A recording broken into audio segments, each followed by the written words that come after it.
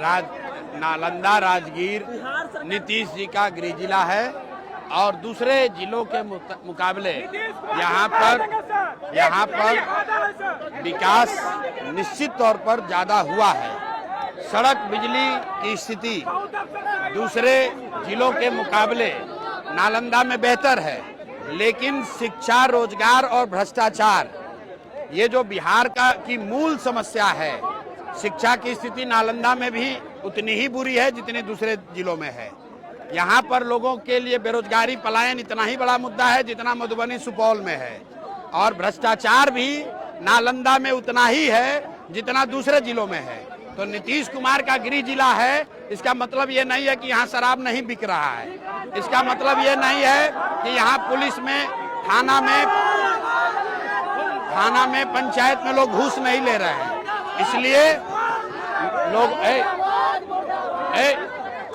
इसलिए लोगों ने ये तय किया है और नीतीश कुमार को 20 वर्ष अवसर मिला है, उनसे जो बन पड़ा वो किए। अब जो नीतीश कुमार हैं वो शारीरिक मानसिक तौर पर थके हुए नीतीश कुमार हैं। अब नालंदा की जनता को दिख रहा है कि अगर इसके आगे की तरक्की चाहिए तो आपको जन सुराज चाहिए, नई व्यवस्था चाहिए, वो व्यवस्था चाहिए जिसमें सड़क बिजली से आगे लोगों के बच्चों के पढ़ाई और रोजगार की गारंटी हो। इसलिए लोगों को जन सुराज चाहिए।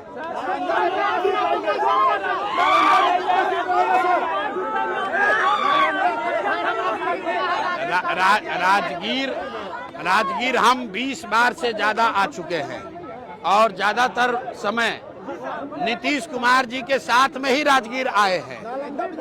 रुको भाई, नीतीश कुमार जी के साथ में ही राजगीर आए हैं, हम राजगीर पहली बार नहीं आए हैं।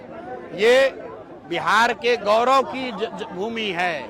बिहार का जब सबसे गौरवशाली इतिहास था तब नालंदा की बात होती थी।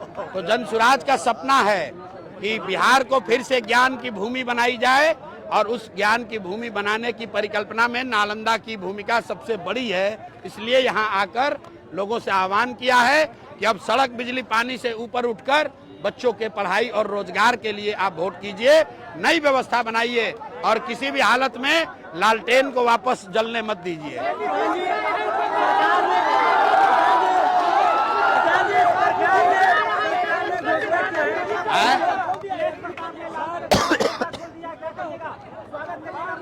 भाई ऐसा है, मैं हमेशा कहता हूँ लोगों के प्राइवेट जिंदगी में, उनके परिवार में क्या हो रहा है ये मेरा विषय नहीं है। लालू जी के परिवार के सदस्यों में एक मत्ता हो या झगड़ा हो, उससे हम लोग को कोई मतलब नहीं है। बिहार के बच्चों के लिए पढ़ाई कैसे हो ये मुद्दा है, यहाँ रोजगार कैसे हो ये मुद्दा है, पलायन बंद कैसे हो ये मुद्दा है, बाढ़ की समस्या कैसे खत्म हो ये मुद्दा है। लालू यादव के परिवार के बच्चे आपस में लड़ रहे हैं या दोस्ती कर रहे हैं, उससे हम लोग को कोई लेना देना नहीं है। सरकार ने घोषणा किया है कि वकीलों को हर महीने 5,000 रुपया देगी। तेजस्वी यादव कलम फेंक रहे थे तो ये दिखाता है कि इनका चरित्र क्या है। मैं हमेशा कहता हूं कि शेर बूढ़ा भी हो जाएगा तो वो घास नहीं खाएगा, मांस ही खाएगा। तो ये राजद का जो कैरेक्टर है, ये कट्टा वाला पार्टी है, ये अपहरण, रंगदारी, गुंडागर्दी वाली पार्टी है। हम लोग बिहार के बच्चे, युवा पेपर को, कलम को हम लोग सरस्वती मानते हैं, उसकी पूजा करते हैं। ये आदमी खड़ा होकर माँ सरस्वती का स्वरूप कलम को फेंक रहा है हवा में। इस बार जनता इनको सबक सिखाएगी। इसीलिए 9वां फेल है और आगे कभी 10वां बन नहीं पाएंगे।